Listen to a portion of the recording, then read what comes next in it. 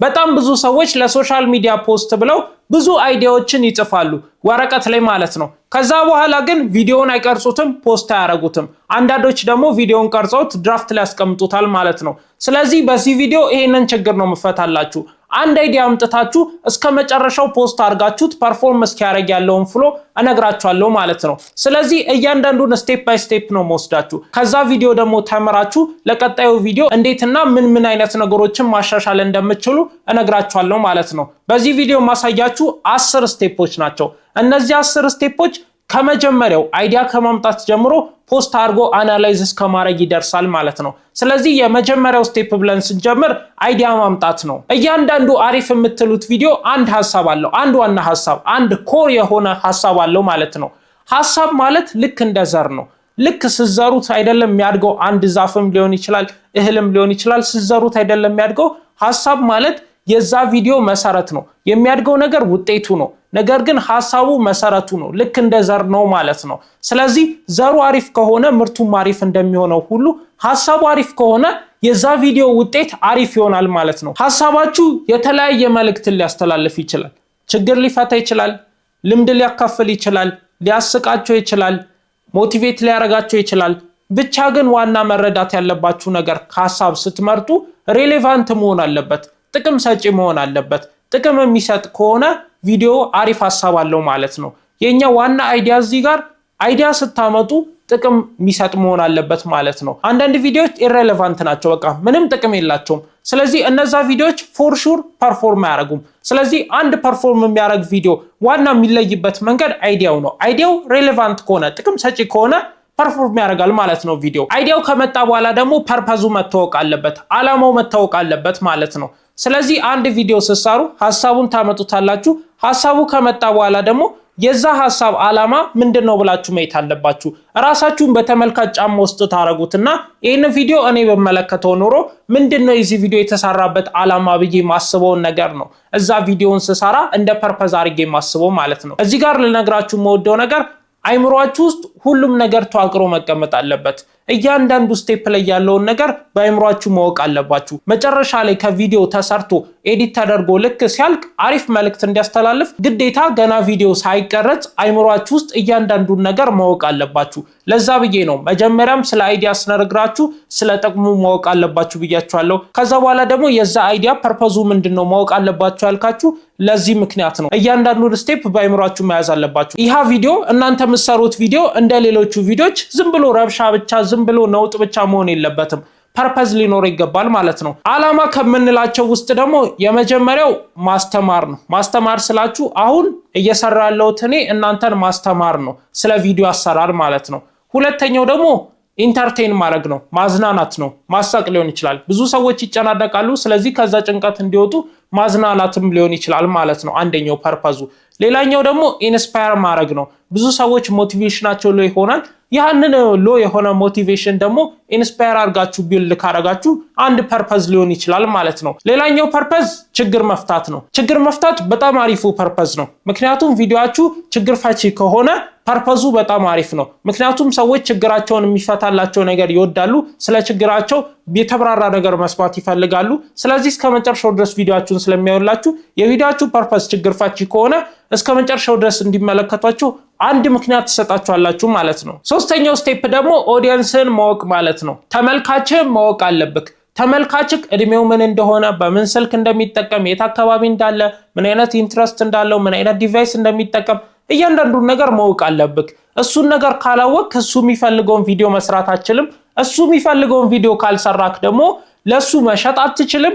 በተጨማሪም ደግሞ እሱ ላይክ እንዲያረገ እሱ ፎሎ እንዲያረገ መጠበቅ የለብህም ማለት ነው። ስለዚህ ኦዲየንስን ማወቅ አለብህ። ኦዲየንስን ማወቅ አለብህ ስንል አሁን ለምሳሌ የህፃናት ዳይፐር ከሆነ የሚሸጠው ፕሮዳክት ለእናቶች ነው ፕሮሞት ልታረግ የምትችለው። ስለዚህ ኦዲየንስን አውቃል ማለት ነው። እናቶች ምን ይፈልጋሉ ብለክ ስለነሱ ኢንትረስት ታጠራለክ። ምን ይቸገራሉ ብለክ እድሜያቸው ከስንት እስከ ስንት ነው በብዛት ምናምን ብለክ እያንዳንዱን ዲቴል ነገር ታጠናለክ።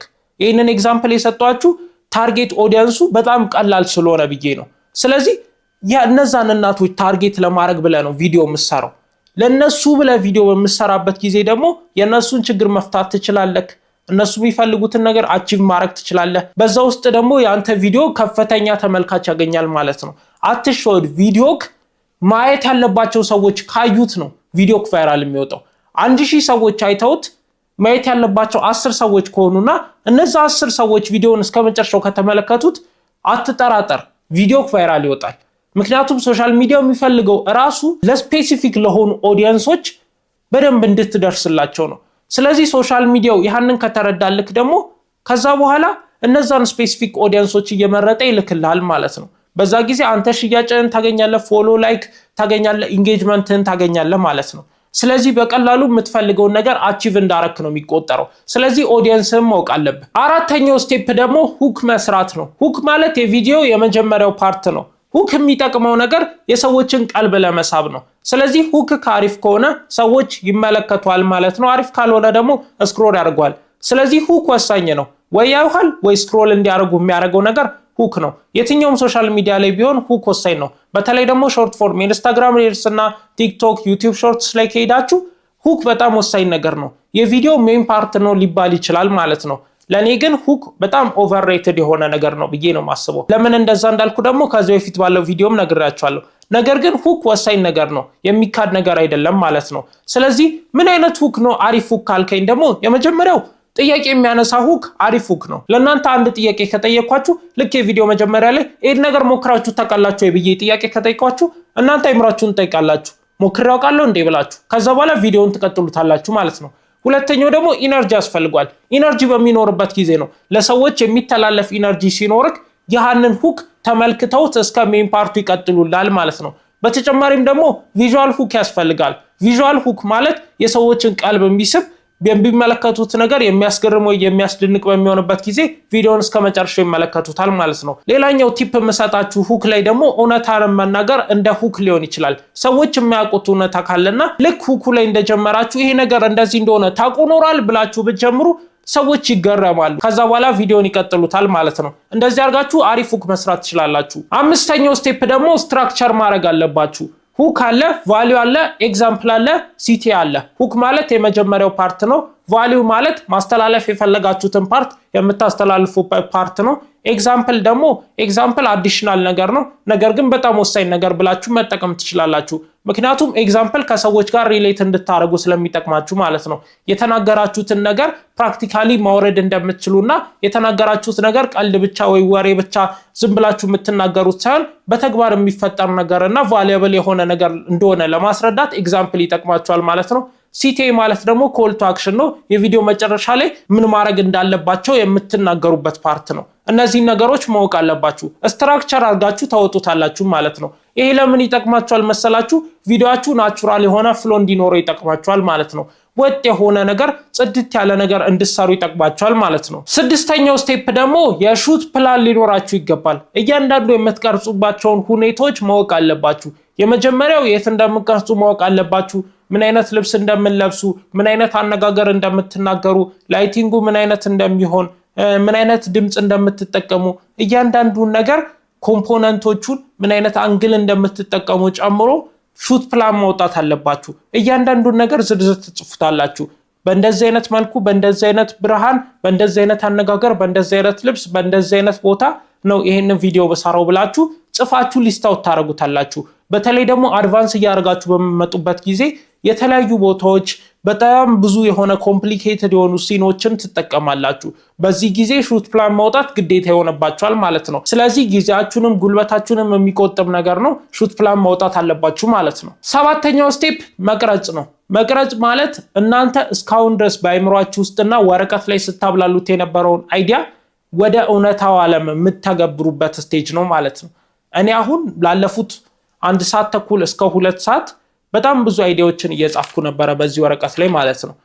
ከዛ በኋላ ይሄንን ነገር ነው ወደ ሪል ወርልድ ወደ እውነታ እየወረድኩት ያለው እዚህ ካሜራ ፊት አዚስ ሞመንት ነው ማለት ነው። ስለዚህ ሹት የምንለውን ነገር በአይምሯችሁ ሬዲ ሆናችሁ መንፈሳችሁን አዘጋጅታችሁ ኢነርጂያችሁን ሰብስባችሁ መምጣት አለባችሁ ማለት ነው። ሰባተኛው ስቴፕ ነው ሹት። ስምንተኛው ስቴፕ ደግሞ ኤዲቲንግ ነው። ኤዲቲንግ መቆራረጥ ብቻ አይደለም።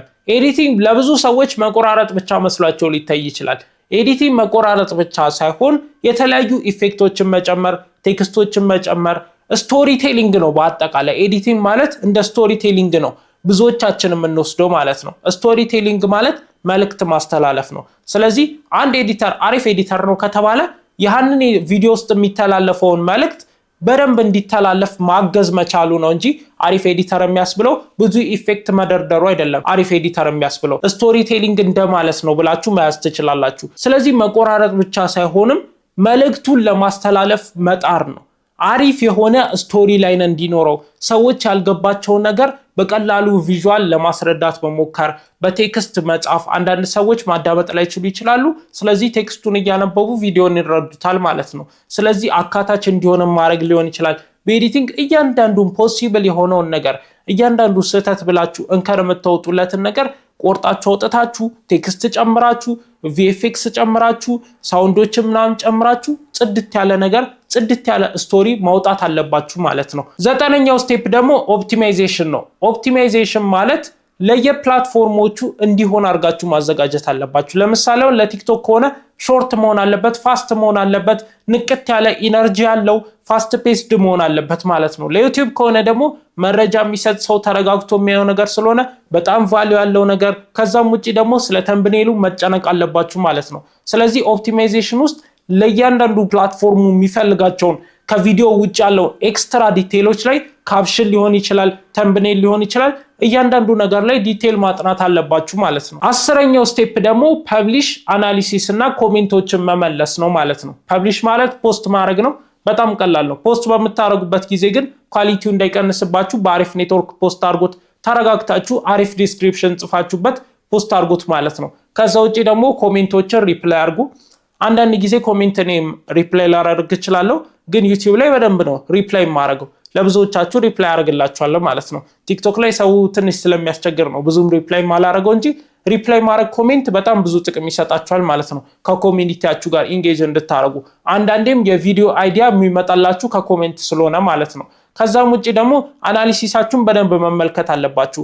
በቁጥር የማታውቁትን ነገር ለማስተካከልም ይከብዳችኋል። ስለዚህ አናሊቲክስ ውስጥ እየገባችሁ እያንዳንዱን ዲቴል ማየት አለባችሁ። ሁክ ላይ ምን ያህል እንደነበረ ሪቴንሽን ግራፉን በደንብ ማጥናት አለባችሁ። ከዛም ውጪ ደግሞ ዲሞግራፊውን ምን አይነት እድሜ ላይ ከየት ቦታ ምን አይነት ግለሰቦች ወንድ ነው ሴት የሚለውን እያንዳንዱን ዲቴል ማወቅ አለባችሁ። ዌች ታይሙን ሪቴንሽኑን በተለይ በደንብ ማየት አለባችሁ። እነዚህን ነገሮች ካያችሁ በኋላ ነው ቀጣይ ቪዲዮ ላይ ይህንን ነገር አስተካክዬ ዌች ታይሙን እንዲጨምር አደርጋለሁ፣ ሪቴንሽን ግራፉ ወዲያው ዝቅ የሚል ከነበረ እስከዚህ ሰከንድ ዝቅ ካለብኝ ምን ማድረግ አለብኝ ከፍ እንዲል ብላችሁ አጥነታችሁ ለማስተካከል ይረዳችኋል ማለት ነው አናሊሲስ ማየታችሁ። ስለዚህ ፖስት ካረጋችሁም በኋላ መቀመጥ ብቻ ሳይሆን ለወደፊቱ ቪዲዮ አሪፍ ለመስራት ምን ማድረግ አለብኝ የሚለውን አናሊቲክስ ላይ በደንብ ማስተር አድርጉት ማለት ነው። እነዚህን 10 ስቴፖች የመጀመሪያው አይዲያ ከማምጣት እስካሁን ፖስት አድርጎ አናላይዝ እስከማድረግ ድረስ ያሉትን ስቴፖች በቅደም ተከተላቸው በደንብ አድርጋችሁ ከተከተላችሁ የዛሬ 10 ዓመት ያስቀመጣችሁትን የቪዲዮ አይዲያ አሁኑኑ መቅረጽ ትችላላችሁ ማለት ነው። ይሄ ቪዲዮ ለብዙዎቻችሁ በትክክል የሚሰራ ነገር ነው። ብዙዎቻችሁ ስክሪፕት ጽፋችሁ አስቀምጣችኋል፣ ነገር ግን ቪዲዮ አልሰራችሁበትም። ስለዚህ ቪዲዮ መስራት አለባችሁ ማለት ነው። ይሄ ቪዲዮ የተሰራው ለእናንተ ነው። ሜንሊ ቪዲዮ ስክሪፕት ጽፋችሁ አስቀምጣችሁ እስካሁን ላልቀረጻችሁ ሰዎች ማለት ነው። እኔ ማውቃቸውም ብዙ ሰዎች ስላሉ ነው። እኔ ደግሞ ቅዱስ ጎሳ ይባላለው። ቲክቶክ ላይ ስለ ቴክ ኮንተንት እየሰራው ከ600,000 በላይ ፎሎወር ያፈላው ሰው ነኝ። ሶሻል ሚዲያ ማኔጅመንት፣ ዲጂታል ማርኬቲንግ ላይ በደንብ እየተንቀሳቀስን ነው። ከዛም ውጪ የተለያዩ ቴክ ነገሮችን ሪቪው በደንብ ስለምናደርግላችሁ ለዚህ ዩቲዩብ ቻናል አዲስ ከሆናችሁ ደግሞ እዚህ ዩቲዩብ ቻናል ላይ በዋነኝነት የምናወራው ስለ ኮንተንት ክሬሽን ነው። ስለ ኮንተንት ክሬሽን በጣም የተብራሩ ነገሮችን ነው የምናወራው። በተለይ ደግሞ ስለ ሾርት ፎርም ኮንተንት ክሬሽን በተለይም ደግሞ ስለ ቲክቶክ የተበራሩ ነገሮችን ብናወራላችሁ በየሳምንቱ 40 ስለምንመጣ ለየት ያለ ኮሚኒቲ ያለን። ይህንን ኮሚኒቲ ደግሞ ሰብስክራይብ በማድረግ መቀላቀል ትችላላችሁ። ይህ ቪዲዮ ደግሞ ፐርፎርም እንዲያደርግ ላይክ እና ሼር በማድረግ እንድታግዙም በትህትና እንጠይቃለን። እንደዚህ አይነት አሪፍ ኮንተንቶችን ስለምንለቅላችሁ ሰብስክራይብ አድርጉ። ሳምንት አርብ ላይ እስከምንገናኝ ድረስ ሰላም ቆዩ።